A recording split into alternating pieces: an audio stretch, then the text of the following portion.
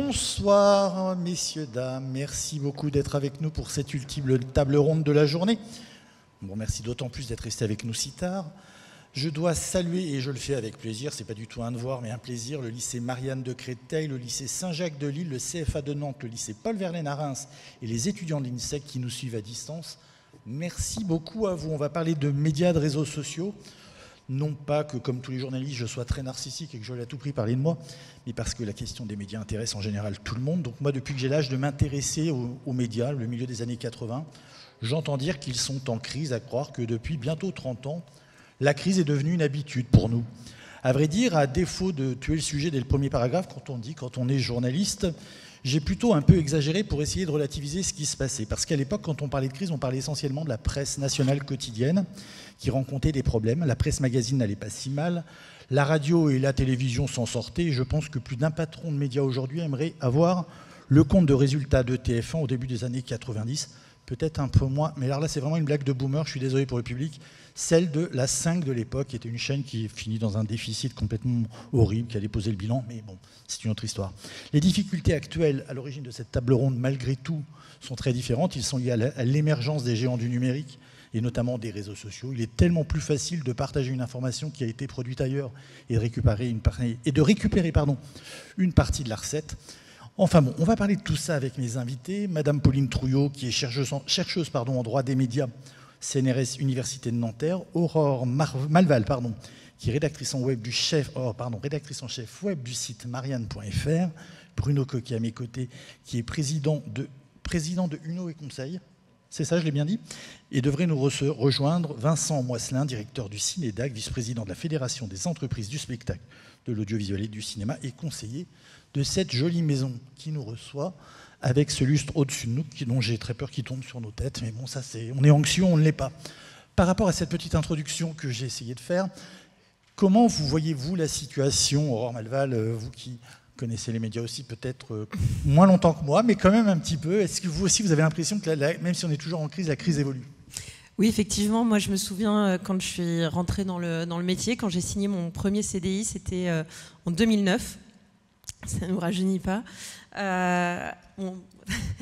Et effectivement, c'était un secteur en crise. C'était d'ailleurs, j'ai rejoint un titre à la faveur d'une clause de cession parce que un titre était racheté par un autre. Donc voilà, c'est effectivement le quotidien de la presse depuis longtemps. Et d'ailleurs, tu l'as dit, tu as d'abord parlé de la presse quotidienne régionale, de la presse quotidienne, pardon, et de la presse quotidienne régionale. Ça en faisait partie. Moi, c'était mon cas quand j'ai commencé. Et on a toujours entendu ça, enfin moi j'ai toujours entendu que les médias étaient en crise. Je dirais qu'il y a principalement, il y a plusieurs crises qui traversent les médias sur plusieurs plans, mais en tout cas il y en a eu une grosse qui a été une crise industrielle d'abord, avec le passage, l'informatisation en fait de la presse. Donc lorsqu'on a on a arrêté d'employer justement des ouvriers du livre au sens premier du terme, c'est-à-dire qui a travaillé sur les linotypes pour placer des lettres en cuivre et imprimer les journaux. Ça, c'est les années 80. Ça, c'est les années 80. Mais sauf que, en fait, ce qui s'est passé, c'est que... C'est juste que je vois que le public est jeune, donc j'ai juste envie de leur expliquer ce que c'était, pardon. C'est qu'il y avait vraiment des gens qui avaient des lettres en plomb et qui les passaient, je ne sais même pas comment expliquer, sur des plaques et lettre par lettre... On montait une page avec des lettres en cuivre. On en trouve maintenant parfois dans des brocantes. C'est ça. Et il n'y avait pas de système informatique de mise en page. Donc tout ça est allé en avançant dans les années 80-90. Et ça s'est accompagné par une restructuration très très difficile déjà des titres de presse, c'est-à-dire qu'ils ont conservé peu ou prou la même structure alors que leur activité déjà fondamentalement était en train de se modifier radicalement. Et ensuite, 20 ans, 25 ans plus tard, il y a eu cette première révolution Internet. D'ailleurs, moi, ça, 2008, 2009, enfin quand j'ai commencé à travailler, d'ailleurs, je crois mon premier stage, c'était en 2006. Et à l'époque, je me souviens, c'était très dur de faire des recherches en ligne. C'est-à-dire qu'on recherchait encore, des fois dans l'annuaire, pour contacter des gens. On ouvrait des pages les unes après les autres. Je précise, l'annuaire était en papier à l'époque. Oui. C'était les gros livres. Et voilà, on ouvrait des pages d'Internet Explorer, on n'avait certainement pas les articles en ligne, et ce qui était publié était publié le matin quoi, dans le journal. Ensuite, donc, il y a cette révolution Internet. Ensuite, il y a les réseaux sociaux qui arrivent dans la foulée, 10 ans plus tard. Là, on est vraiment dedans et il y a une révolution qui arrive dans laquelle on est peut-être déjà, même sans le savoir, c'est l'intelligence artificielle aussi. Et ces défis, on en parlera peut-être un petit peu à la fin. Aurore Malval ? Oui, oui, c'est bien. Ah oui, pardon, je me suis trompé. C'est normal. Pauline Trouillard, pardon. Vous, quel regard vous portez en tant que chercheuse sur la crise de la presse ? Sur la crise de la presse, je dirais que c'est une crise démocratique qui a évidemment aussi un problème de concentration dans le secteur des médias qui est détrimental pour le pluralisme externe, c'est-à-dire le fait que plusieurs titres de presse différents, le fait qu'on ait un journal type l'Humanité, Le Monde, Le Figaro, ça amène des divers points de vue qui permettent aux citoyens de se faire une idée. Je pense qu'il y a une crise, mais je ne sais pas si c'est le sujet de notre... C'est votre réponse, hein, comme c'est ma question, vous venez avec vos réponses, c'est la vôtre. Mais plus sérieusement, est-ce que c'est pas encore mieux quand je casse tout de suite ce que j'avais prévu, mais est-ce que c'est pas encore mieux aujourd'hui où chacun peut donner son avis ? C'est encore mieux que tous ces journaux qu'il y avait avant, qui donnaient l'avis, l'Humanité donnait l'avis d'un parti politique, Libération l'avis d'un autre, Le Figaro, Le Monde, et puis il y avait le Quotidien de Paris, Le Matin de Paris, et il y en avait sûrement d'autres que j'oublie, Les Échos, La Tribune et quelques autres. Est-ce que c'est pas mieux aujourd'hui que chacun puisse donner directement son avis ? Alors, d'un côté, oui, les réseaux sociaux ont permis à tout le monde de pouvoir s'exprimer librement. Ça a permis une certaine démocratisation de la liberté d'expression. Pour autant, le fait que tout le monde puisse s'exprimer surtout tout le temps s'est révélé nocif à bien des égards, comme on peut le voir avec les discours de haine, les discours antisémites, les discours racistes qui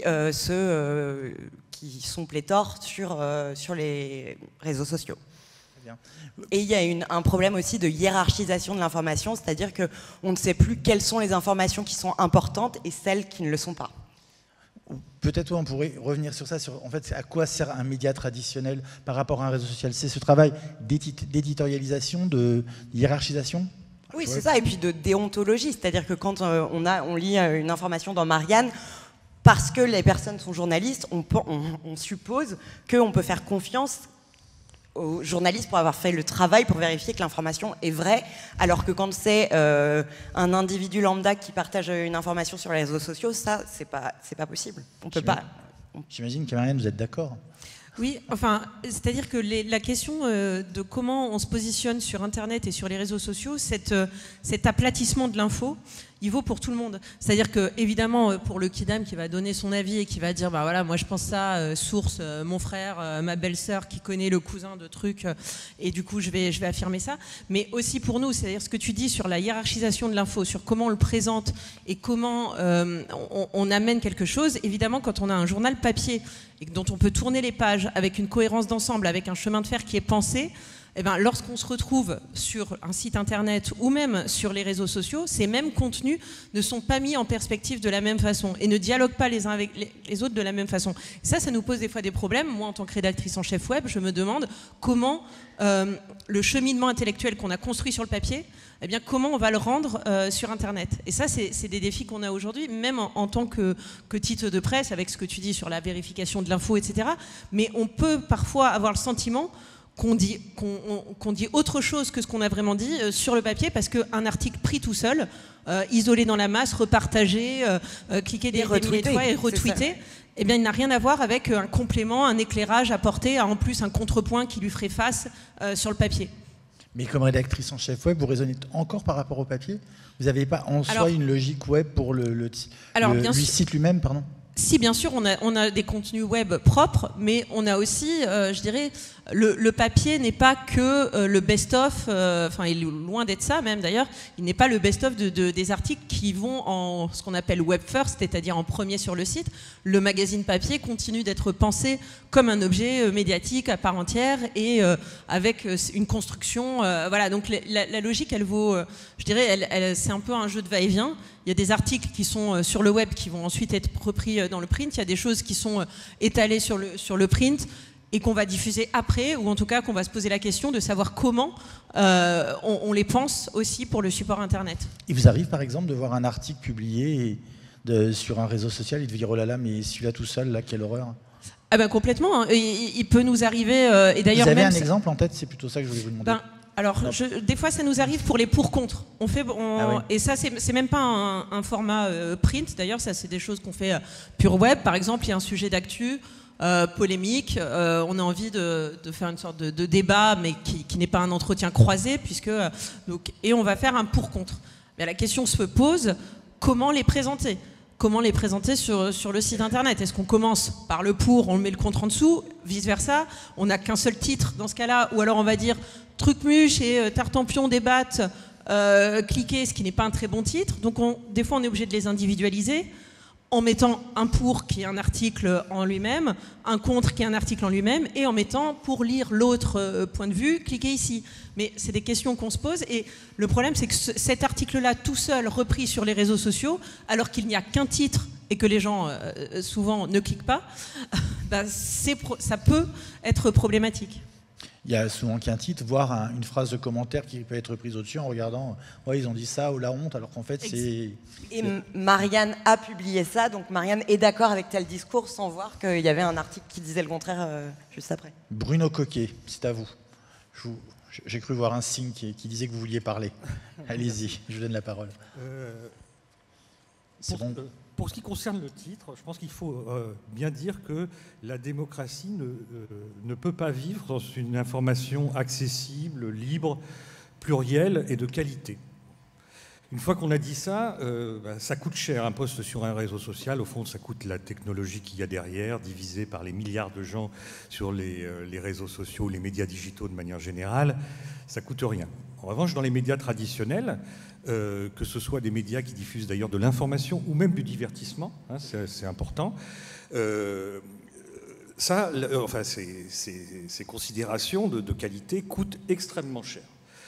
Depuis les années 70, qu'est-ce qui se passe? C'est que les médias ont construit leur modèle économique sur un financement par la publicité. Donc le problème est que sans publicité, il n'y a plus de financement des médias traditionnels. Or, il se trouve que les acteurs digitaux ont capté une part considérable du marché publicitaire. Ce n'est pas vrai seulement en France, c'est vrai dans le monde entier. Aujourd'hui, dans le monde, 80% des recettes publicitaires sont des recettes digitales. Et dans ces 80%, à peu près les 3/4 sont les 3 leaders, c'est-à-dire Meta, Alphabet et Amazon. Donc, et ces 3 leaders, ils captent plus que le PIB du Danemark chaque année en recettes publicitaires. Sauf que eux, avec ça, ils ne financent pas de l'information. Ils financent leurs dividendes, en gros, leur croissance, et donc, du coup, l'amélioration de leur outil. Mais en tout cas, ils ne financent pas d'information. Et donc, quand il ne reste plus aux médias traditionnels que 20% des recettes publicitaires, leur modèle économique, il est en danger, c'est un euphémisme, il est extrêmement compromis. Et donc, les médias disparaissent. Et on sait que, par exemple, aux États-Unis, l'année dernière, 2500 journaux régionaux ont fermé. En France, on voit très bien la diffusion de la presse quotidienne régionale ou même nationale. Elle est en chute libre depuis des années, en dépit des aides à la presse.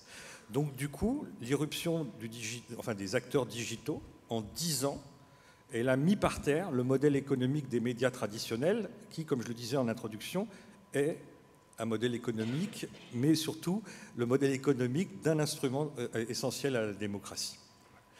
Et donc, du coup, d'un problème démocratique, on en arrive à un problème économique où on a des acteurs extrêmement puissants. Encore une fois, 3 acteurs représentent en termes de revenus plus que le PIB du Danemark. Et donc, du coup, face à ça, en 10 ans, tout a changé. Et si on se projette 10 ans en avant, en fait, normalement, tous les médias traditionnels auront disparu. Ce que vous appelez médias traditionnels, c'est la presse papier, c'est la télévision, la radio aussi, c'est la télévision linéaire, la radio, la presse papier, quotidienne, magazine, régionale, hebdomadaire, etc. Toutes celles qui construisent un divertissement ou une information de qualité grâce à des équipes de journalistes pour ce qui concerne la presse, etc. Et donc nous, avec Eric Heyer, on a travaillé pour une association qui s'appelle les relocalisateurs, qui rassemble toutes les agences médias de la place de Paris, de France. Les agences médias, c'est les gens qui pour les gros annonceurs, achètent des espaces dans les différents médias. Donc ils achètent aussi dans les médias digitaux, puisque forcément il y a des gens qui les regardent, et donc du coup cette publicité, elle est quand même utile. Et donc la question qu'ils nous ont posée, c'est de savoir quel impact économique, sans parler de la démocratie, mais simplement économique, avait ce déport des dépenses publicitaires vers les médias digitaux. Alors en fait, en France, le marché publicitaire, c'était 1% du PIB au début des années 2000. Aujourd'hui, c'est 0,6%. Donc du coup, il y a déjà une crise de la publicité, tout compris. Et là-dedans, les médias digitaux ont pris 60% de la recette publicitaire en France. Donc il reste 40% pour tout le reste. Et il faut bien comprendre que ces acteurs-là, ils ont en plus une caractéristique, c'est qu'ils défiscalisent et désocialisent, ils font de l'optimisation fiscale et sociale, comme on dit, et donc du coup, tous leurs revenus publicitaires sont exportés.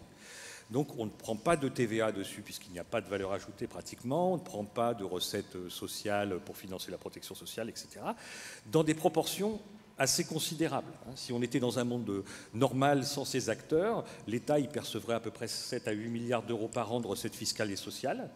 Aujourd'hui, il est à 40% de ça, c'est-à-dire autour de 3,5 milliards. Et chaque année, la part de marché des acteurs digitaux, elle croît de 3%. Et ça veut dire que les recettes fiscales et sociales baissent de 450 millions chaque année supplémentaire. Pour rapporter ça à quelque chose qu'on connaît par ailleurs, c'est le montant des aides à la presse chaque année. Perdu chaque année supplémentaire en recettes fiscales et sociales, 3500 emplois de moins. Et évidemment, je ne les cite pas, mais les conséquences démocratiques de tout ça, puisque évidemment la presse, en particulier la presse, mais pas seulement, a tendance à disparaître. Il y a donc bien une crise. Je voyais que vous vouliez réagir, Pauline Trouillard, je vous ai vu noter. Non, je pensais... aux fausses nouvelles que crée justement ce marché de la publicité digitale et le lien avec la démocratie. C'est-à-dire que, comme le disait monsieur, ce financement de la publicité digitale va financer des contenus qui ne sont pas des contenus journalistiques, donc pas... des journalistes qui respecteront les règles déontologiques, mais toutes sortes de posts sur les réseaux sociaux qui peuvent être des fausses nouvelles, et ça va créer une crise épistémique en fait, parce que et qui peut renforcer les théories du complot, etc., donc qui peuvent être très graves pour la démocratie. Oui, parce que le réseau social est neutre d'une certaine façon. Lui, ce qui l'intéresse, c'est qu'on publie et qu'on partage. Exactement. Le but du réseau social, c'est de faire de l'argent. Et pour faire de l'argent, il faut récupérer beaucoup de publicité. Et pour récupérer beaucoup de publicité, il faut que les gens cliquent sur les posts. Est-ce que... Pardon, allez-y, Aurore Malval. Je pensais juste à une réflexion en nous écoutant parler là. Sur la façon en fait, dont le positionnement même des médias aujourd'hui est devenu extrêmement compliqué. Parce qu'ils ne veulent pas laisser ces plateformes, évidemment, à l'ennemi, entre guillemets, et ils veulent occuper, en utilisant les mêmes codes, toutes ces plateformes sociales pour essayer, eux aussi, de faire de l'engagement et de faire du clic et d'avoir des lecteurs. Parce que j'ai l'impression qu'il y a quand même quelque chose, quand on pense à ce qu'est la presse, on a l'impression, en fait, et même quand on travaille d'ailleurs pour des journaux, parfois on a l'impression d'être un service public. On a l'impression pas du tout de travailler pour une entreprise privée avec un patron qui veut possiblement gagner de l'argent avec son journal. Ce qui est pourtant le cas. C'est-à-dire que, et il y a eu, je pense, dans les années 90-2000, avec à la fois l'effondrement en fait de la presse, cette idée que certes la presse allait mal, certes la presse ne vendait plus, mais la presse avait un rôle démocratique majeur et qu'à ce titre-là, on devait en prendre soin comme un de nos piliers justement de l'état de droit. Mais sans jamais en fait véritablement se poser la question à ce moment-là du modèle économique, de la subsistance même de ces titres, en disant de toute façon on nous protégera. Et je pense qu'aujourd'hui on arrive au bout en fait de ce modèle. On arrive au bout sur un plan je dirais économique et philosophique. C'est-à-dire que même cet état de droit-là, on l'entend, est remis en question. Il est plus aussi évident qu'il l'était dans les années 90 de la mondialisation heureuse. Aujourd'hui, il y a beaucoup de critiques justement à ce modèle dominant des médias, même d'ailleurs à la fois aussi sur le fact-checking, cette façon aussi qu'ont eu les journalistes à un moment d'imposer aussi un récit en niant d'ailleurs les différences idéologiques qu'il pouvait y avoir les uns avec les autres et en disant voilà c'est le discours de la raison, c'est le discours des médias mainstream et il n'y a pas à en déroger. J'ai le sentiment qu'on paye tout ça aujourd'hui dans cette fameuse crise qui nous touche. C'est aussi un petit peu tout ça. C'est les fameux gatekeepers qui se sont mis en cause et c'est peut-être aussi une bonne chose que finalement que des gens qui pendant très longtemps ont eu une position d'autorité, après tout, qu'on mette en cause cette position d'autorité. Est-ce que c'est grave en soi ? Mais je pense c'est un modèle à réinventer, c'est-à-dire qu'on s'est bien rendu compte que une vérité déterminée que par les médias n'est plus possible, et c'est quelque chose de plutôt positif en fait, mais en même temps, une vérité un monde où chacun pourrait penser qu'il détient la propre vérité n'est pas possible non plus. On ne peut pas vivre dans un monde où on ne partage pas certaines bases tous ensemble parce que si on veut faire des choix dans une démocratie, il faut être d'accord au moins sur certaines choses. Et être d'accord sur les faits qui sont aujourd'hui devenus même problématiques. Les faits. Exactement. C'était normalement a priori la base, quoi. Si là vous vous levez, vous me mettez un coup de poing, on peut écrire Monsieur Coquet a donné un coup de poing à Monsieur Bis. Il y a des gens qui diront autre chose aujourd'hui, que c'est peut-être moi qui vous ai frappé. Mais allez-y, je crois que vous vouliez parler. Je suis d'accord avec tout ce qui c'est bien dit sur le fond. Mais le tueur, il est économique aujourd'hui. C'est-à-dire que le débat qu'on a là, on ne pourra pas l'avoir dans 5 ans si on laisse faire le modèle économique sous-jacent. Pourquoi ? Parce que ce modèle, il va tuer tout le monde. Enfin, il va tuer tous les acteurs traditionnels. Donc on ne pourra pas se dire, ce serait mieux si tout le monde n'était pas d'accord, si ils étaient moins aidés, etc. Tout ça, en fait, on s'en moque. C'est l'intérêt des grands acteurs digitaux aujourd'hui qu'on discute de ça. Parce que le vrai problème est le modèle économique. Et alors on pourrait se dire c'est une approche française, datée, etc. Mais quand vous regardez ce qui se raconte aux États-Unis sur le sujet, donc vous pouvez, alors je vous ai conseillé d'aller voir le site des relocalisateurs, qui fait le lien avec la démocratie. .fr, mais en tout cas c'est facile à trouver. Mais vous pouvez aussi aller voir des prix Nobel d'économie. Vous pouvez aussi aller voir Paul Romer, qui est un prix Nobel ancien, ou Daron Acemoglu, qui est le prix Nobel de cette année. Et donc ils ont tous les deux un site à Harvard, et les deux ont écrit sur ce sujet, avec exactement le même discours. Ça met en cause la démocratie. Et ces deux économistes qui sont des économistes libéraux, ce n'est pas du tout des post-soviétiques. Qu'est-ce qu'ils proposent ? Ils proposent, pour le premier, Paul Romer, de mettre une taxe de 70%, je répète, 70% sur les revenus publicitaires digitaux, et pour le second, Daron Acemoglu, 50%. Et vous nous aviez expliqué tout à l'heure que de toute façon, il n'y avait pas de taxe. Qu'ils ne payaient pas de TVA ni d'impôts. Eux, ils sont aux États-Unis. Donc eux, ils ont un problème simple parce que c'est des entreprises américaines aux États-Unis. Donc ils ne peuvent pas échapper à la taxe, enfin, qui peuvent toujours échapper dans quelques paradis fiscaux, mais fondamentalement, il est plus facile de les contrôler. Nous, on a ce problème-là, plus le problème d'optimisation fiscale et sociale que pratique, dans laquelle excellent ces entreprises. Et donc, du coup, on a ces deux problèmes à résoudre. C'est plus compliqué. Néanmoins, la mécanique économique derrière, on voit bien que si on ne fait rien sur les recettes publicitaires digitales, qui sont une fin en soi, c'est l'objectif économique. Alors qu'un média traditionnel, son objectif économique, c'est de produire de l'information, de gagner de l'argent aussi avec, mais de produire un autre produit, un autre service avec. Et donc, du coup, si on ne fait rien sur ce modèle économique, on a un discours sur le sexe des anges, aujourd'hui. Et ce qui est intéressant dans les recours juridiques qui sont formés principalement à Bruxelles et qui visent, au fond, des distorsions de concurrence, si on voit les choses clairement, assez souvent, on va dire, les grandes entreprises américaines perdent ces recours, ils ne payent pas leurs amendes, mais en même temps, chaque année qui passe, leurs adversaires sont plus faibles. Et donc, potentiellement, on est dans la situation où les gens qui forment, donc les médias européens, qui forment des recours à Bruxelles pour lutter contre ces distorsions de concurrence, vont peut-être gagner un jour, mais ils seront morts, en fait. C'est-à-dire que ce qu'ils promeuvent comme concurrence équitable ne s'appliquera jamais puisqu'ils auront disparu. On peut donner un exemple aux États-Unis de ça, c'est le Washington Post. C'est à un moment donné, il perd tellement de sa valeur qu'il n'est pas cher pour Amazon de le racheter. Et puis après, il est encore moins coûteux pour Amazon de contrôler ce qu'il dit. Donc, et je vous ai dit tout à l'heure que tout ça se passait en moins de 10 ans. Il y a très peu de phénomènes économiques fondés sur des modèles économiques concurrents, celui du digital et l'autre, qui se passent à cette vitesse-là. Donc l'urgence, elle est que si on n'a pas fait quelque chose dans 2 ans, ben c'est terminé. C'est-à-dire en 2030, il n'existe à peu près plus personne. L'ARCOM avait fait une étude il y a 2 ans sur ce sujet.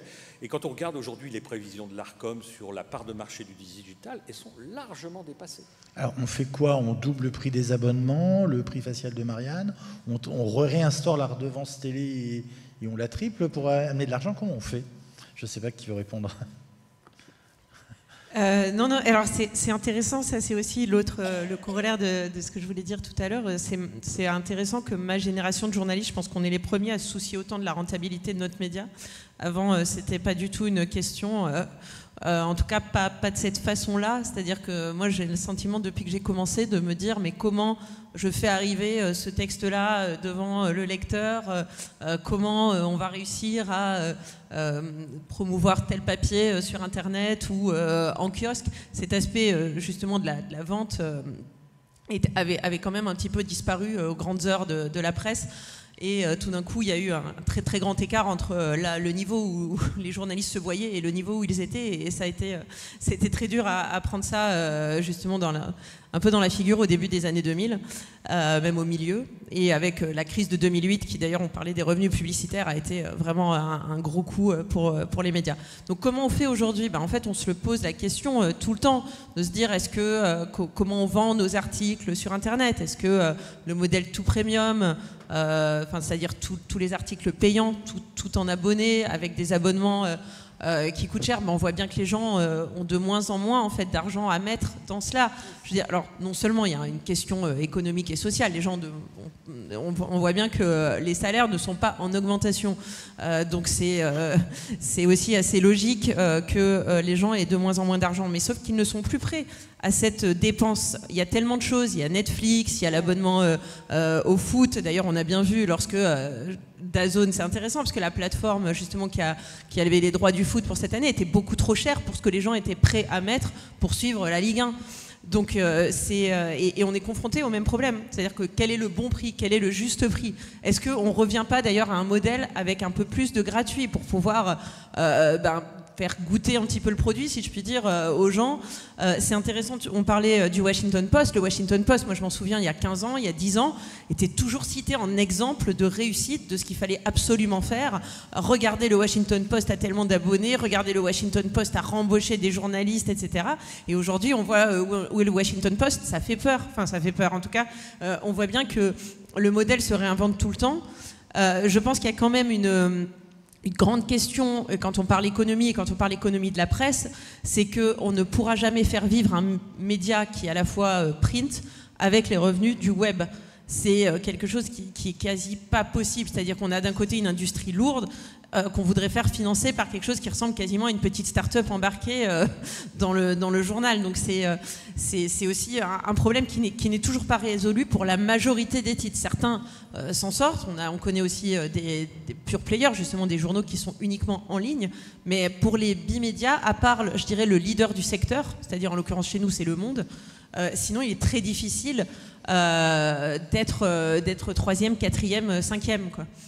Je voudrais juste en profiter, parce que j'ai oublié de le faire au début, pour rappeler et saluer d'ailleurs les gens qui nous suivent depuis le site de Marianne.fr, dont je rappelle que vous êtes rédactrice en chef, j'ai oublié de le dire, parce que j'ai appris un mot à cette occasion, nous sommes en cross-posting. Mais c'est très paradoxal ce que vous venez de dire, parce que d'un D'un côté, vous nous dites que une rédaction ne peut pas vivre en mettant ses contenus sur le web, en tout cas ne peut pas trouver un modèle économique qui marche. Mais en même temps, vous, Bruno Coquet, vous nous expliquez que les géants du numérique ils gagnent de l'argent avec la publicité qui avant allait sur les journaux. Alors, moi, je vois un paradoxe. Je suis peut-être le seul, mais j'essaie de secouer ma tête pour remettre tout d'aplomb. Comment ça marche? Comment c'est possible les deux à la fois? Alors, parce qu'ils ont une audience énorme, qu'ils ont des données qui permettent de cibler la publicité. Donc pour un annonceur, c'est quelque chose de très valorisé et valorisable de dire, ben voilà, vous allez vous adresser uniquement... Vous pouvez préciser cette notion de cibler de la publicité parce que c'est-à-dire on connaît le profil des utilisateurs et en fonction de leur profil, ne va apparaître que la publicité qui les concerne. Donc à la fois c'est pas cher et ça touche les bonnes personnes. Donc du coup, ça c'est n'importe quel annonceur rêve de ça. Alors après on peut discuter, est-ce que c'est vraiment la vraie vérité ou est-ce que c'est un peu moins vrai que ça, mais en tout cas c'est ce qui fait qu'ils attirent une part considérable des annonces publicitaires.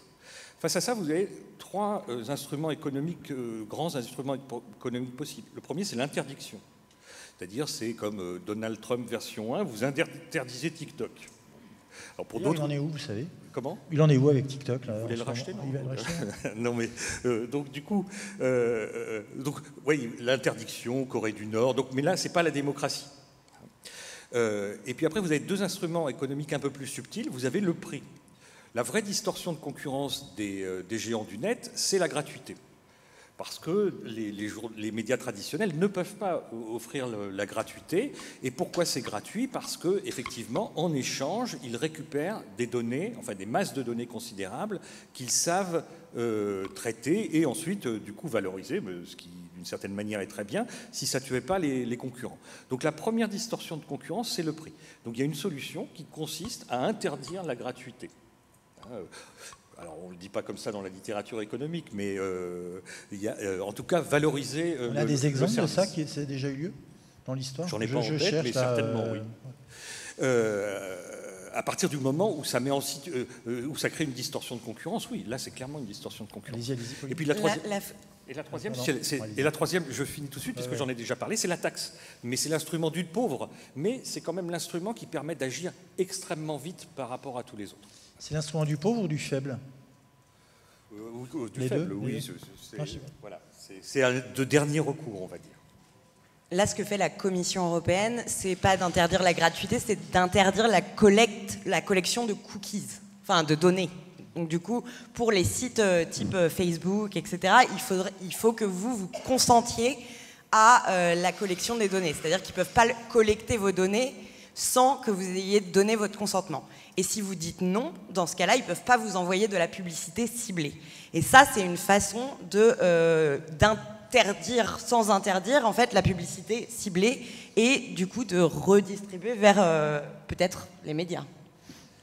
dire un truc? Oui, allez-y, pardon. Oui, parce que quand j'ai travaillé sur ce sujet, il y a eu des papiers intéressants qui montrent que, effectivement, ça, c'est la règle, mais que les géants du net, ils enfreignent cette règle, et donc ils sont condamnés à Bruxelles. Oui. Et vous pouvez trouver dans Le Monde, c'est facile en ligne, il y a au moins 2 papiers ces dernières années qui racontent qu'en fait, ils ne payent pas leurs amendes en plus. Donc, outre le fait qu'ils ne respectent pas la règle, lorsqu'ils sont condamnés en dernière instance à quelques milliards, donc ça on voit dans la presse la condamnation, mais on ne voit pas s'il y a quelqu'un qui vient chercher l'argent. Et en fait, apparemment, personne ne vient chercher l'argent.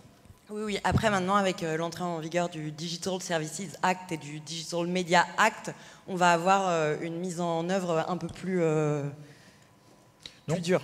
Juste une incise d'actualité, on peut du coup mieux comprendre le fait que Donald Trump et Elon Musk se soient alliés d'une certaine façon et soient si en colère contre la Commission européenne. Ah mais évidemment, oui. C'est ça le nerf de la guerre. Ah oui, bien sûr. Je viens de l'expliquer, on ne l'explique pas tous les jours. J'ajoute juste, alors moi j'adorerais vivre, en fait j'en sais rien, j'ai jamais trop réfléchi à la question, mais dans un monde où il n'y aurait pas les GAFAM et où la presse serait pas aussi dépendante que... Le fait est qu'aujourd'hui le rapport de force, il est totalement déséquilibré. C'est-à-dire que, et même la question qui se profile pour la presse aujourd'hui, c'est même pas est-ce que je dois encore laisser mes contenus, c'est est-ce que un jour, je ne devrais pas supplier Google pour qu'il y ait mes contenus. Parce qu'on voit, avec justement l'émergence de l'intelligence artificielle, des requêtes, que la façon dont les résultats aujourd'hui, quand on tape une recherche sur Google, on a des articles qui viennent en dessous. Alors, ils viennent un peu plus loin qu'avant, d'ailleurs.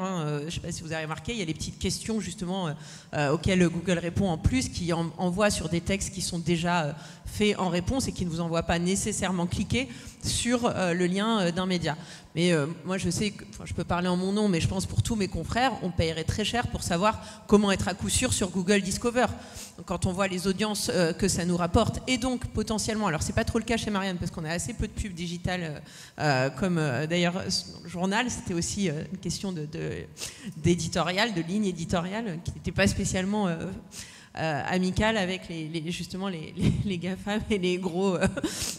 et les gros annonceurs, mais en tout cas, oui, la place, en fait, le ranking qu'on a sur Google, c'est très important. On avait d'ailleurs il y a 10 ans, Facebook était une porte d'entrée extrêmement importante des médias. Et d'ailleurs, et notamment à l'époque où je travaillais en presse quotidienne régionale, et c'était très flagrant, sans Facebook, il n'y avait pas d'audience quasiment sur le site. Et ensuite, Mark Zuckerberg, un jour, s'est dit, en fait, moi j'en ai un peu marre de l'actu, j'ai fait le mec sympa, à financer du fact-checking pour les élections, etc. Donc d'ailleurs, des services entiers ont été financés grâce à ça. Et puis un jour, Mark a dit, bon, ça me fatigue un peu, moi je vais revenir sur du LOL, des chatons et de la bonne humeur. Et fini les médias, fini les vidéos d'actu. Et ça, c'est un vrai problème, parce qu'en fait, on n'a aucune prise là-dessus. Les médias ne sont qu'à la remorque, en fait, de ce que décident les plateformes pour essayer de mettre leur contenu tant bien que mal et de les authentifier comme des sources justement fiables, etc. Et on est tiraillé entre cette double logique, entre le fait de continuer à produire je dirais un contenu évidemment de qualité, faire notre métier de journaliste, et en même temps, on ne peut pas faire sans ces plateformes qui sont aujourd'hui des portes d'accès. Alors, à nos médias, dans une certaine mesure, on se dit aussi, notre lectorat sur le papier, il est âgé. En fait, aujourd'hui, les gens, quand les médias print perdent des abonnés, ils ne les perdent pas parce que les mecs n'ont pas renouvelé le numéro de carte bleue. Hein. C'est parce qu'ils sont morts. Et donc, c'est du coup très important de penser comment on conquiert un nouveau lectorat. Et je vois là des lycéens, des jeunes dans la salle. Tout ce qu'on fait, tout ce que font les médias, d'ailleurs parfois un petit peu maladroitement sur les plateformes, et notamment même d'ailleurs sur TikTok, c'est aussi dans cette idée d'acclimater, en fait, d'être présent quand même dans la vie des gens. Pour qu'un jour, peut-être quand ils seront plus vieux, qui sait, ils auront envie de se plonger réellement dans le média. Parce qu'autrefois, vous aviez toujours, quand vous alliez chez vos parents, chez vos grands-parents, un journal qui traînait, un magazine. Et c'est comme ça que bien souvent, les gens se disaient je lis tel magazine parce que je le vois, parce qu'il est aussi présent dans ma vie. Et aujourd'hui, le problème aussi pour les médias, il est de perdre complètement ce lien s'ils décident justement de se retrancher des plateformes. Encore une fois, quand je parle des médias, je fais vraiment une généralité. Ça ne comprend pas certaines exceptions justement qui ont réussi.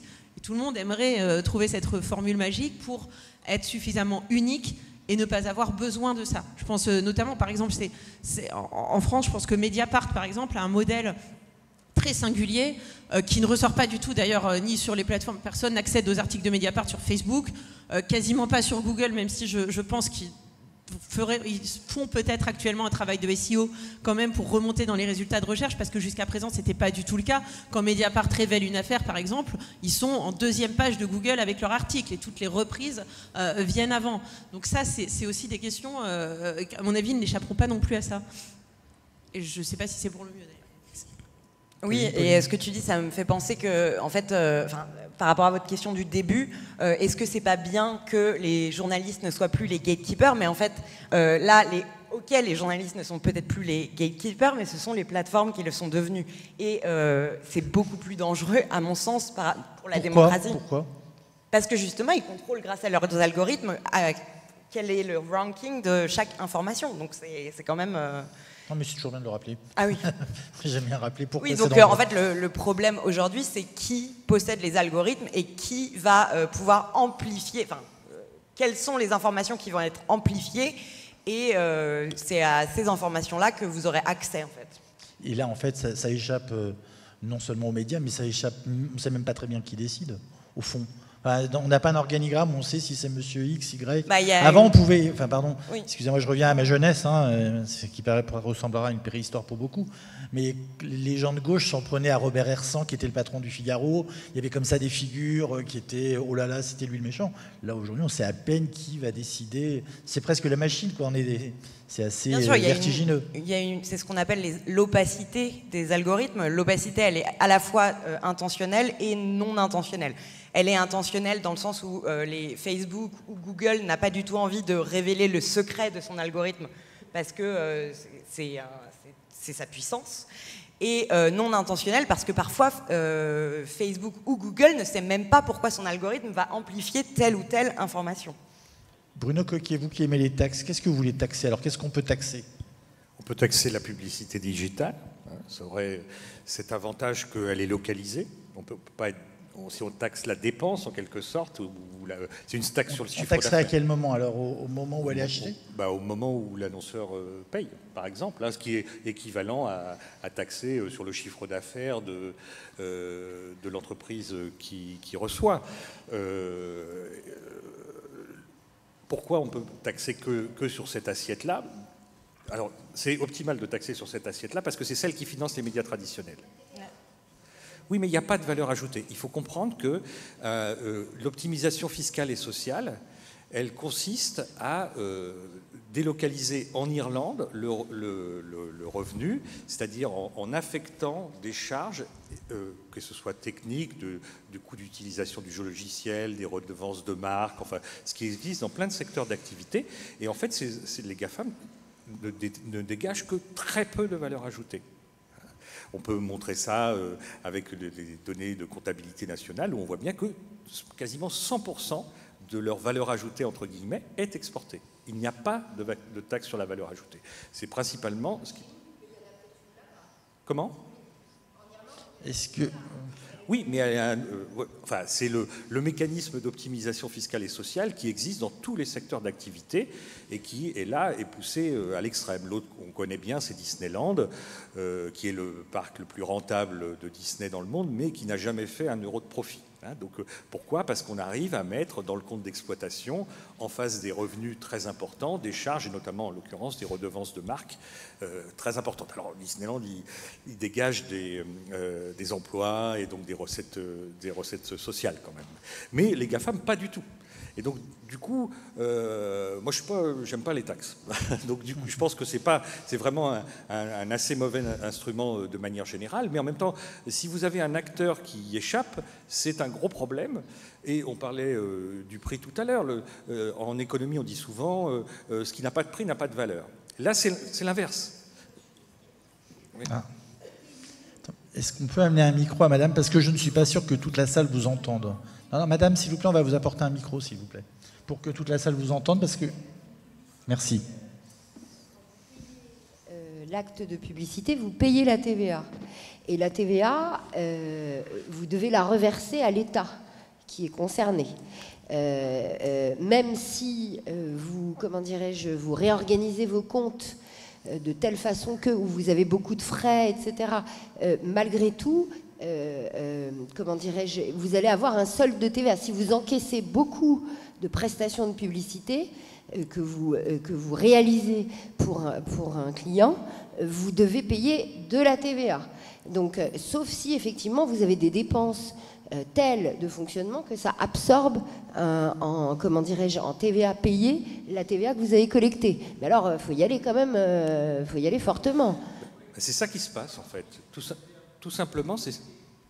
Oui, excusez-moi, j'ai un bac+5 en droit, je suis fiscaliste, donc je sais de quoi je parle. Mais il faut vraiment y aller, c'est-à-dire qu'il faut que vous ayez des frais qui compensent, les prestations de publicité que vous délivrez, qui soient telles qu'ils absorbent l'intégralité du chiffre d'affaires que vous avez sur les prestations de publicité que vous réalisez. Ça fait beaucoup de frais quand même. Je sais que dans les médias, ça a déferlé la chronique récemment, il y a effectivement un système de frais assez important qui peut être mis en place. Mais là, quand même, ça fait beaucoup. Alors si vous regardez les données disponibles publiques, vous voyez qu'effectivement tous ces acteurs payent un petit peu de TVA. Ils ont un peu de valeur ajoutée. Non, ils en payent. Non, mais fondamentalement. Bon, on va pas faire un débat sur la TVA, s'il vous plaît, vous parlerez après. Je suis pas sûr que ça passionne tout le monde. Non, mais allez-y, répondez, je vous laisse finir. Mais il est juste de caricaturer la chose en disant qu'ils n'en payent pas par rapport à tous les médias locaux qui, eux, en payent beaucoup. Voilà. On peut dire à l'exception, à la marge, ils en payent un petit peu sur certains. Sur leur chiffre, si on regarde par rapport à leur chiffre d'affaires, etc. Mais fondamentalement, il y a une exportation de la TVA vers l'Irlande, comme dans beaucoup de secteurs d'activité. Il suffit de regarder le PIB de l'Irlande. Hein. Et donc, on arrive, Apple arrive à le faire avec. On va clore le sujet, s'il vous plaît. Voilà. On va juste suggérer aux enseignants qui accompagnent les lycéens qui sont là et ceux qui nous regardent à distance de faire une formation sur la TVA. Alors, je voulais dire un truc. Allez-y. Non, parce que je veux pas la barrière à l'entrée. Je sais pas qui a raison. Par rapport à ça, mais la barrière à l'entrée, c'est l'absence de prix. C'est-à-dire le fait que ça coûte zéro empêche des concurrents efficaces de rentrer sur un marché. Et donc, un des problèmes de la distorsion de concurrence par rapport aux GAFAM, c'est que des concurrents ne peuvent pas émerger puisqu'ils n'ont pas la capacité de, comme d'ailleurs ça se voit en petit dans les médias traditionnels, de facturer à zéro le service qu'ils rendent. Et donc, du coup, ça, c'est un des mécanismes qui fait, qui contribue à la disparition des médias traditionnels. Moi, je suis non pas un gatekeeper, mais un timekeeper. Donc, s'il y a d'autres questions, n'hésitez pas à vous manifester. Juste le temps que je vois une main se lever quelque part, mais peut-être derrière moi, je ne vois pas bien. Il y a monsieur là-bas. Juste quand même une question. Alors, je ne sais pas si votre taxe s'appelle de la TVA ou pas, et je n'ai pas bac+5 en fiscalité, donc je ne rentrerai pas dans ce débat. Je voudrais juste savoir, cette taxe, elle serait donc perçue par l'État. Ça ne va pas dans les poches des journaux. Elle est redistribuée après, ça se passerait comment ? Votre montage, on refait passer tout par l'État ? Ah non, ça va dans le tonneau des Danaïdes du budget de l'État. Après ça, il faut regarder qu'il y a des dépenses aussi. Hein. Il y a un soutien au secteur culturel, de manière générale, et puis il y a un soutien à la presse régionale. Et donc, aujourd'hui, le budget total de ce soutien, c'est à peu près 400 millions d'euros par an. La presse, quand je dis régionale, c'est la presse de manière générale. Monsieur. Oui, en fait, là, ce que vous expliquez depuis tout à l'heure pour les médias, c'est ce qu'on va expliquer pour plein de métiers actuellement. Vous parliez de l'Irlande, mais oui, c'est parce qu'on est en marché ouvert actuellement, qu'on a une Europe depuis 30 ans qui nous explique qu'on est une passoire concrètement et que les frontières fiscales ne doivent plus du tout exister. Le gros problème, ça reste quand même que des flux économiques aussi dantesques sortent de France actuellement pour la publicité, parce que ça représente quand même des... Parce que depuis tout à l'heure, vous parliez de Disneyland, avant même cette crise d'Internet et des médias, ils avaient institué un modèle qui est ce qu'on a aujourd'hui en plus gros, où les États ne collectent plus de recettes fiscales, et ils l'ont accepté concrètement pour s'intégrer à la construction européenne. Ce que vous dites là, c'est dans plein de métiers, même des champions dans d'autres métiers, que ce soit industriel, je le vois aussi, je bosse en finance, on est dans ce cas actuellement, où on a estimé il y a 30 ans, on construit des champions français, ouais c'est génial. Aujourd'hui, on est en concurrence avec des homologues qui sont à l'autre bout de l'Europe, les recettes fiscales sortent à tout vent en Europe ou même dans d'autres pays, un truc incroyable par le système des redevances que vous expliquez comme avec Netflix. Ce système-là, maintenant, il est bon dans 3/4 des boîtes françaises, même concrètement. D'aller se mettre, ou même la filialisation, ce qu'on appelle par exemple dans d'autres boîtes, qui est d'avoir en fait une boîte qui va être hyper puissante en France, par exemple un très gros assureur, et vous avez une filiale que personne ne connaît, c'est juste une boîte aux lettres en Irlande, mais elle va collecter des milliards. On ne connaît même pas son activité, mais elle collecte des milliards pour faire échapper au fisc, pour faire échapper également à tout ce qui va être les avantages salariés, tout ce que vous expliquez depuis tout à l'heure. Le problème, c'est que comment résoudre une crise quand on va dire mais le protectionnisme, c'est le fascisme en fait. Quand on va expliquer que si l'État doit être plus fort en matière fiscale, non mais vous êtes des gros fachos, concrètement, vous voulez revenir à il y a 30 ans, quoi. C'est actuellement l'état du débat économique en France.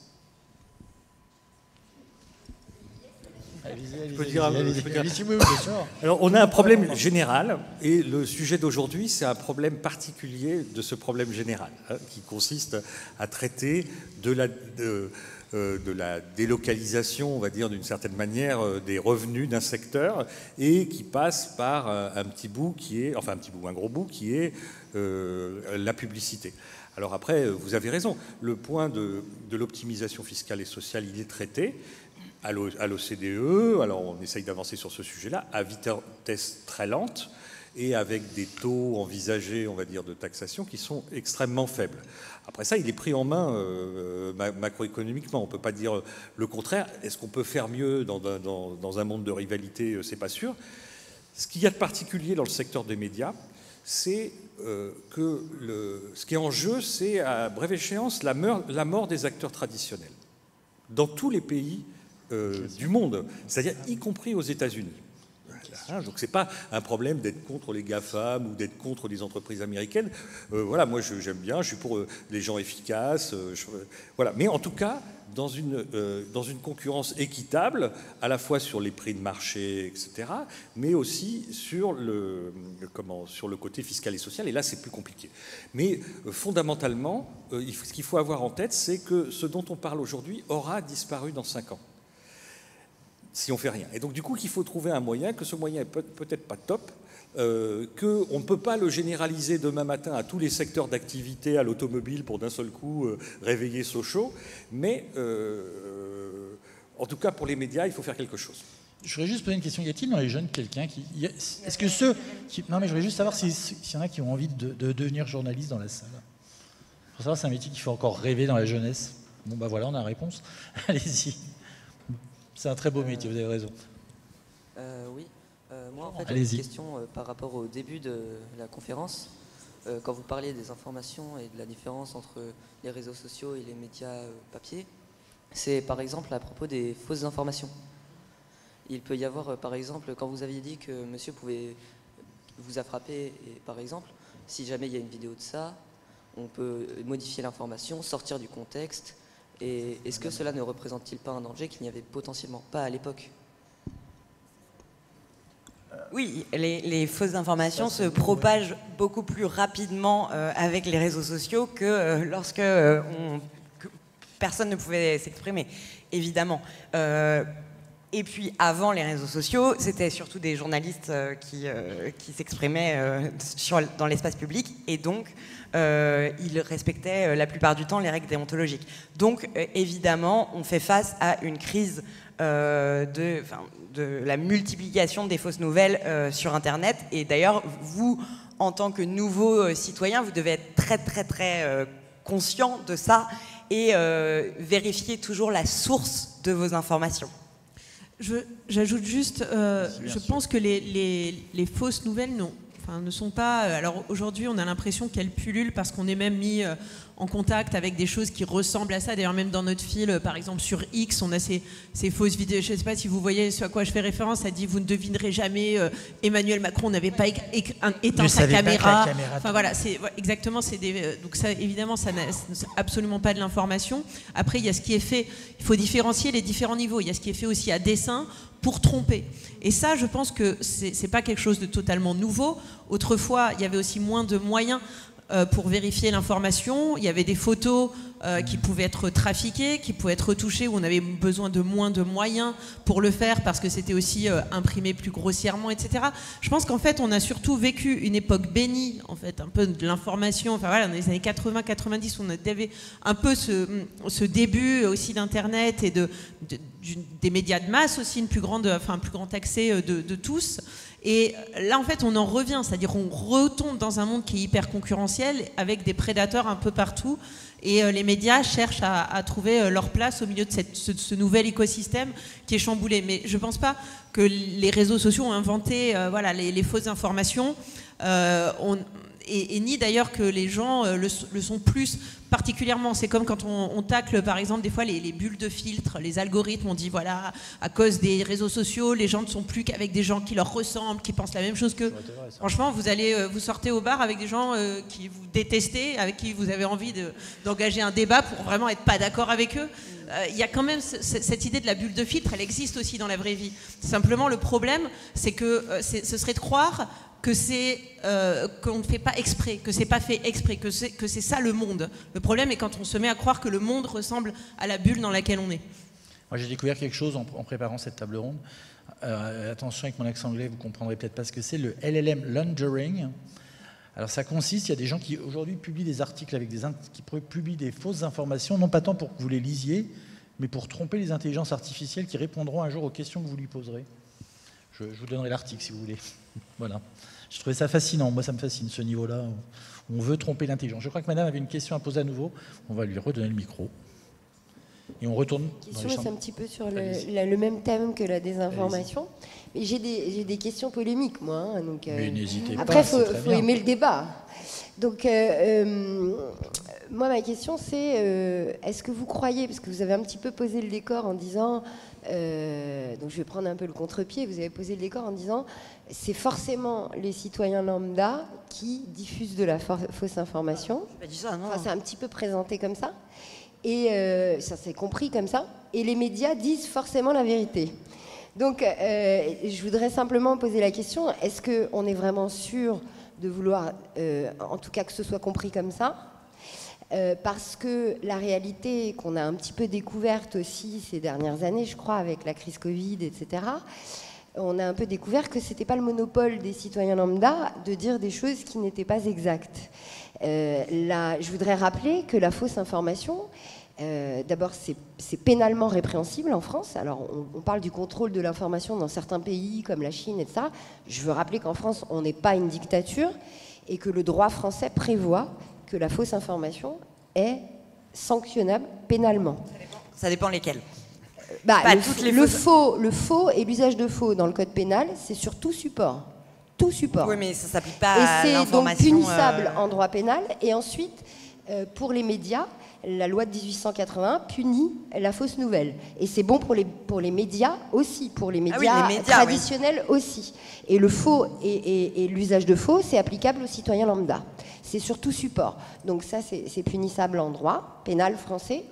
Et je veux dire simplement, est-ce qu'on est sûr de vouloir poser en affirmation certaine qu'il n'y a que les citoyens lambda qui diraient des choses qui relèvent de la fausse nouvelle. Parce que nous avons découvert que les médias peuvent aussi véhiculer de la désinformation, ça peut arriver, et je crois qu'il faut tous être vigilants sur cette question. Alors, je crois que monsieur là a une question, je vous laisse répondre. Je ne sais pas si vous parliez de ce que j'ai dit, parce que j'ai exactement dit le contraire dans toute mon intervention. Là, je parlais justement de fausses nouvelles qui sont répondues par non pas des personnes lambda, quand il y a du clickbait, quand il y a des articles, c'est justement pas des personnes lambda. Et de deux, j'ai fait tout à l'heure toute une intervention. Pardon. Bien sûr, non, mais l'ARCOM attribue des amendes à nombre de chaînes pour des informations. Donc évidemment, le fait que ce soit une information dite par un journaliste ne veut pas dire que c'est une information qui est vraie. Toutefois, avec les réseaux sociaux, on a une diffusion beaucoup plus rapide des fausses informations du fait du retweet. C'est juste ça. C'est pas du tout par rapport aux journalistes qui auraient la bonne parole tout le temps. Je pense qu'il y a aucun, il y a très peu de journalistes qui pensent ça. Enfin, j'espère, monsieur, s'il vous plaît. Oui, bonjour. Merci, bonjour. Alors, j'aurais voulu poser beaucoup de questions, mais le temps compresse, donc je me contenterai d'en poser une.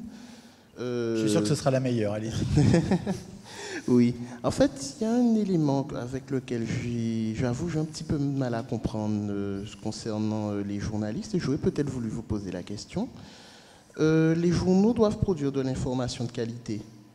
Les réseaux sociaux, notamment comme X, bon, on va même pas faire de commentaires. Mais moi, il y a un paradoxe, en fait, que je ne me suis jamais expliqué. C'est pourquoi un réseau social comme X occupe une place aussi importante dans la vie des journalistes. J'ai beaucoup de mal à comprendre, en fait, ce paradoxe. Et bon, X, c'est un exemple, mais je veux dire, je ne vais pas développer, il manque de temps, mais il y a des fois d'autres pratiques, et notamment les pratiques des TIC, en fait, qui se normalisent, et bon, ça, ok.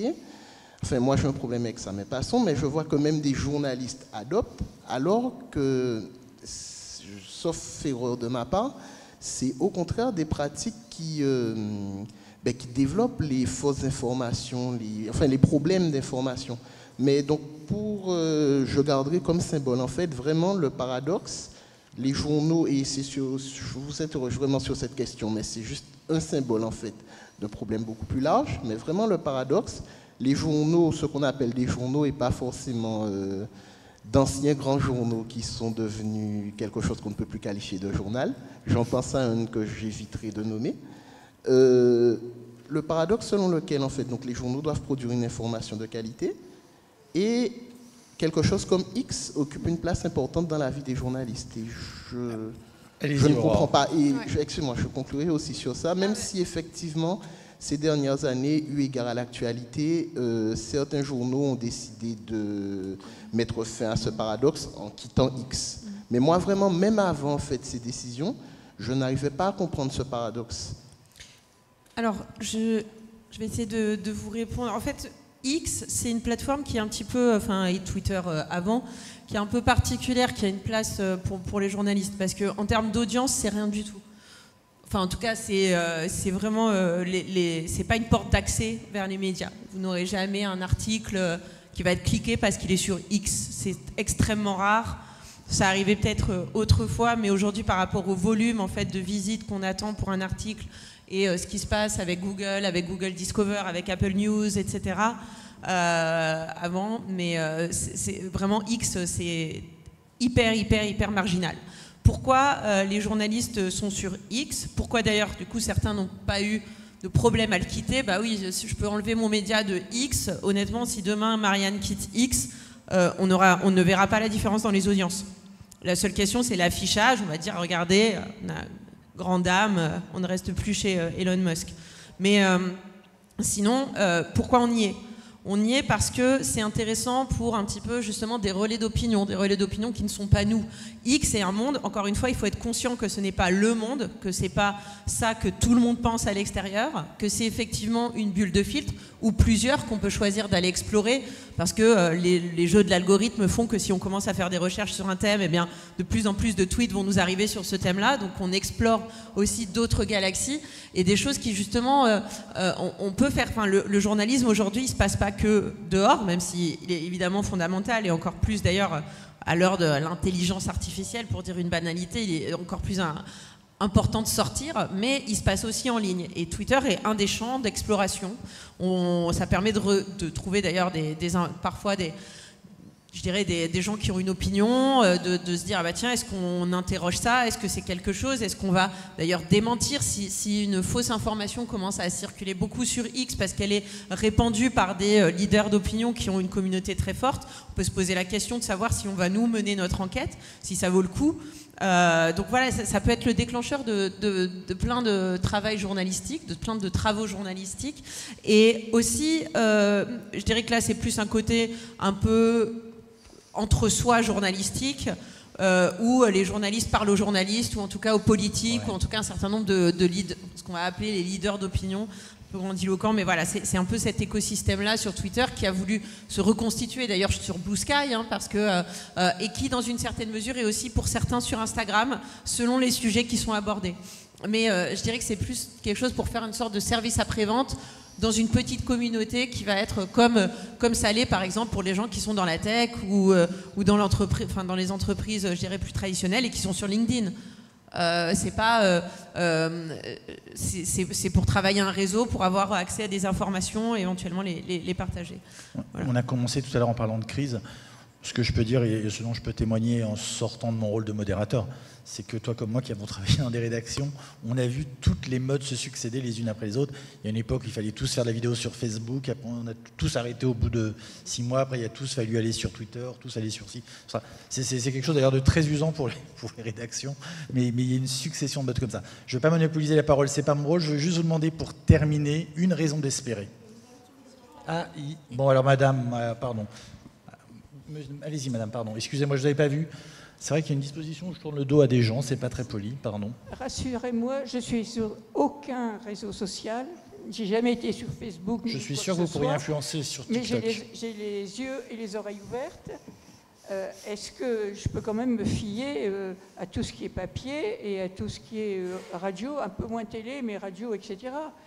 Dans mon immeuble, il y a un espace où on peut déposer ce à quoi on est abonné. Donc on a une grande partie des hebdomadaires. On a le Nouvel Obs, on a le Point, on a Challenge, on a Valeurs Actuelles, on a le supplément du Monde. Enfin, on a quand même toutes les opinions. et j'espère que je peux quand même être informée en étant sur aucun réseau. Ah bah bien sûr, enfin, il y a pas, je pense pas que le message là de notre conférence c'était de dire qu'il fallait être sur les réseaux sociaux pour être informé. Hein. Comment ? J'ai envie de dire, on peut l'être aussi. Oui. Hein, faut pas non plus. On peut. Si on demande, je sais pas si cette génération-là est déjà sur les réseaux, mais en tout cas mes étudiants de 18 ans, ils s'informent sur les réseaux. C'est-à-dire que moi, je m'informe à travers Le Monde, Le Figaro, l'Humanité, je vais directement sur les sites. Mes étudiants ne vont plus sur les sites. Ouais, ils ont sélectionné peut-être les bons influenceurs. C'est ça. Enfin, les bonnes personnes qui savent. Ouais. Et ils ont une marque qui est à peu près semblable peut-être aux marques des journaux d'avant. Enfin, ça serait à vérifier, à étudier. Il n'empêche qu'on a toujours perdu 80% de la publicité pendant ce temps-là. Moi, je tiens quand même à raison d'espérer pour finir, parce que je ne veux pas laisser tous ces gens dans le désespoir. Bon, bah, dites donc, vous n'avez pas de raison d'espérer ? L'éducation aux médias, peut-être ? Bah, je dis.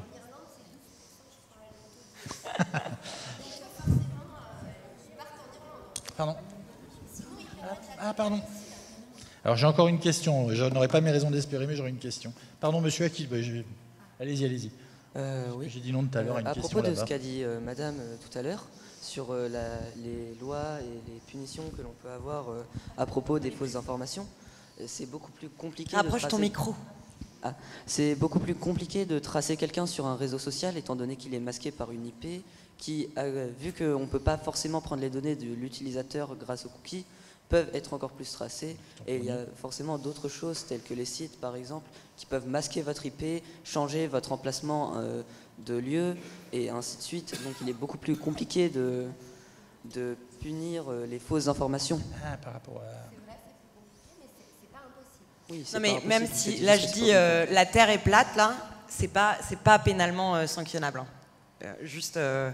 Si, en fait, il y a certains types, la diffamation est sanctionnable, mais des fausses informations de fait, c'est pas sanctionnable. Alors, monsieur, je crois que vous avez une dernière question. J'arrive plus à tenir la salle, moi. Je n'y arrive plus, il est trop tard. Bon, je pense que les jeunes auront compris. Si vous achetez un journal, vous aiderez un journaliste à manger. C'est gentil, merci. Oui, bonjour. On distingue dans cette table ronde les médias traditionnels et les réseaux sociaux. Mais par exemple, je pense qu'il y a des médias traditionnels qui se portent plutôt bien. Par exemple, les chaînes d'info télé, si on regarde depuis quelques années, l'audience est plutôt à la hausse et on voit qu'il y a des chaînes qui ont fait des paris éditoriaux gagnants. Quoi qu'on en pense, CNews par exemple, qui a une ligne éditoriale qui a trouvé son public, LCI qui a fait un pari international depuis quelques années qui trouve aussi son public, et l'audience, même si elle est plutôt âgée, l'audience des chaînes d'info marche bien par exemple, et pourtant c'est un média traditionnel. Donc quand on parle de déclin des médias traditionnels, est-ce qu'on ne parle pas plus spécifiquement de la presse écrite en fait ? Bruno Coquet, je vous laisse 2 secondes car après on coupe la lumière. Donne une ressource. Allez voir sur l'ARCOM, le site de l'ARCOM, il y a des études. Il y en a une qui regarde le type d'information, enfin à quel type de médias on se réfère selon la tranche d'âge. Et vous verrez qu'il y a un effet démographique assez inéluctable. Puisque en gros, personne aujourd'hui, dans les moins de 25 ans, ne regarde la télé linéaire, pour le dire clairement, y compris des chaînes d'infos. Donc voilà. Oui, Bruno Coquet, Pauline Trouillard, Aurore Malval, merci beaucoup. C'était passionnant, c'était riche. Je ne peux plus prendre de questions malheureusement. Merci à tous de nous avoir suivis et bonne soirée.